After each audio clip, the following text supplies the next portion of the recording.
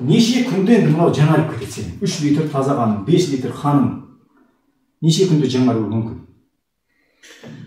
Так, менің ойымша бізде 30 күн шығар. 120 күнде дейді. 120 күн. Ол дегеніміз неше ай? 3-4 ай. 4 айда екен. Сонда бізде 4 айда бір жаңарып отырады екен қан. Бүгінгі мына түйіршігім 4 айдан кейін болмайды. Жаңарып кетті. Мүлдем ештеңе қалмайды екен. Мына қан, бұлшық еттерінің барлығы жаңаратын уақыты бар. 5 жыл, бәленбай жылда адам түгел жаңарып отырады. Көрдің бе?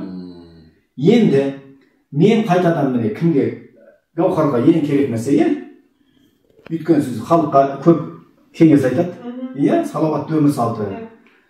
Сонда енді мен қайтадан жаңа адам болып шығуым үшін мен бүгіннен бастап дұрыс тамақтануым керек.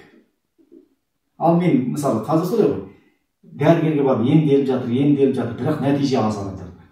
Өйткені ол күнделікті тұрмыс тіршілігін өзгерткен жоқ. Тамағын, суын өзгерткен жоқ. Көрдің бе? Жылуға бет бұрған жоқ. Ол 4 айдан кейін осы проблема онда бар. Көрдің бе? Ал мынау мен бәрін асқазан, бауыр, өттен бастап мен сауығатын болсам, 4 айда менде қанша проблема жоғалу керек екен. Өйткені жаңарып кетті ғой мынандай. Ал бірақ бізде 10 жасында болған проблема біреулерде 50 жасында да болады. Неге? Бірақ 5 жыл сайын сен бүкіл қан бүкіл нең бәрі жаңарып жатыр ма? Питание дұрыс емес. Сонда баяғы жартас бір жартас екен ғой. Әке шешеден балаға бүйтіп беріліп келе жатыр екен. Тұқым қуалаушылық деген сияқты көп нәрсе тұқым қуаламайды екен. Мысал үшін, сенің тізең ауырғаны, ішің ауырған, басың ауыратыны, оның бәрі тұқымнан тұқымға берілмейді ғой. Ол неге беріліп жатыр? Асқазан жаңағы, өт, тас бар дейді, менің апамда да болған деп шығады, бұл жерде сенің апаңның қандай қатысы бар? Сенікі бөлек өт, тап-таза Алла Тағала берген саған. Енді біз апарылған тасқа толтырды. Тас емес, ол қатып қалған май, тасқа айналған. Операция деп бар. Оны енді, мысалы, сенің өзің алып тастаймыз дедің бе? Нешедесің сен? 35. 35-тегі балалардың өтін алып тастау керек деген. Оны айтып тұрған кім? Батяв. Оқаттан мына приступ ұстаған кезде жарылып кетсе. Жоқ, андай өз сенбейді да врачтарға, өзім істеген дұрыс дейді да. Өз алып тастамақшы. Енді ол да дұрыс. Бірақ енді сен сау нәрсеңді әлі жап-жас жігітсің. Неге алып тастау керексің?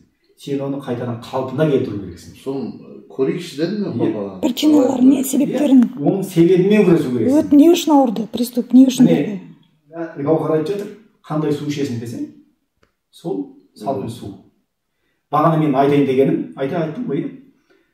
Мына өттің проблемасы, бүйрек, бауырлардың тас жиналу, өтке тас толу, бүйрекке тас толу деп айтады. Оның себебі мынада температура дұрыс емес, жылу дұрыс емес екен. Мына ішкі құбылыста 38-40 болу керек қой. Жылу, көрдің бе? Плюс па, минус па деп сұраған адамдар бар, ойлашы. Минус 40 деген сен естіші. Плюс 40-мен жұмыс жасайды ғой бауыр. Асқазан, шектер 38-ден төмен болмау керек. Егер мынада температура түсіп кетсе, адам баласы бала көтеруі қиын болады. Әйел адам.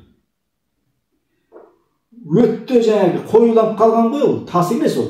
Өт қойылып қалды. Неге? Температура жоқ. Ыстық емес. Терезені жауып жатсыз. Терезені жауып жатамыз. Қыста ыстық шай ішеміз, жылы су ішеміз, аяқ қолды жылдаймыз. Аяқ суықтай ма? Міне мынау өт, бауыр, бүйрекке береді. Кроссовкамен жүреді жастар. Сен қысы жазы кроссовкамен жүрем дейсің. Енді сен қара, өзіңнің әкең хирург. Өзің жаңағы өттен проблема, бүйректен проблема. Енді сен алып тастаймыз деп жатыр тасыңды. Киіп жүргенің жаңағы кроссовка. Ішіп жүргенің мұздай су. Ұйықтаған лоджи балкон түнде. Ұйықтағаның түнде балконға шығып жатам дейсің. Қыста. Онда саған емделудің қандай пайдасы бар? Былай қарашы.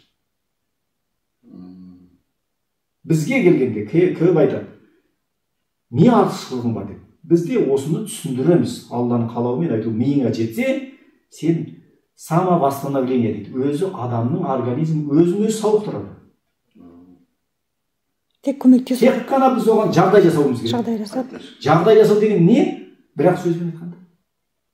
Жауһар, не түсіндің?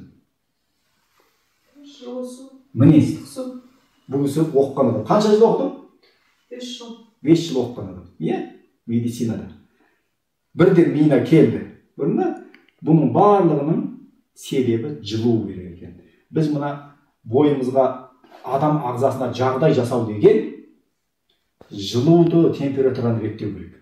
Температура реттелді ме, бауырың бәрі тазалып, өтің тазарып, бүйрегің өзі тазара бастайды. Оған күш жетпей тұрған тазаруға, жаңағы жиналып қалған неше түрлі холестерин, неше түрлі жиналады. Соны тас деп айтамыз біз. Токсиндер, көрдің бе? Енді соны ыдырату үшін мынаған күш керек те, просто энергия, тоқ, жылу керек. Сол тоқты енді біз күшейте алсақ, бастан бастап мына тітіркендіріп мынаны оятуымыз керек. Бастан аяқ мынаны лимфа айналымды реттеу керек. Бастан аяқ қан айналымды реттеу керек. Адамда энергия айналымы деген болады, энергия алмасу. Оны сен қандай аппаратпен көресің? Көрдің бе? Соның бәрін реттегенде, ақыл ойға, санаға дұрыс түсініп келгенде, мынаның бәрі жұмыс істей бастайды. Жұмыс істей бастады ма, сол күннен бастап аурулардың ақырын кете бастайды. 1000 аурудың 2-еуі кетті, 3-еуі, 10-ы кетті. Күннен күнге адам сауығуға бет алады. Бұрын су ішпеген шына кісі ше? Бұрын мүлдем су ішпеген дейсің бе? Күніне 2 кружка шай дейді. Сенің мына 75 килограмм салмағыңа 80 килограмм, не? 90 килограмм. Қазір ішесің. Ішсем, ұмыт кетсем, ішпей жүре берем. Андай не жоқ шөлдемеймін. Соны қазір машинада жатыр, ұмыт кеттім. Соны қолымда алып жүрем всегда. Сол ішіп тұрам. Енді осының бәрін жүйеге қоямыз, оны айтамыз енді күнделікті. Қалай тамақ ішу керек, қалай су ішу керек, қай уақытта ішу керек, тамаққа дейін, тамақтан кейін қандай температурада, нешеде ұйықтау керек, адам баласы нешеде тұру керек. Бірақ жүйе бәрін бүкіл жер бетіндегі 7 миллиардтан астам адамда бірақ система жұмыс істеп тұр. Соны кімде-кім реттейді, дұрыс болады, кімде-кім соны бұзады, бұрыс болады.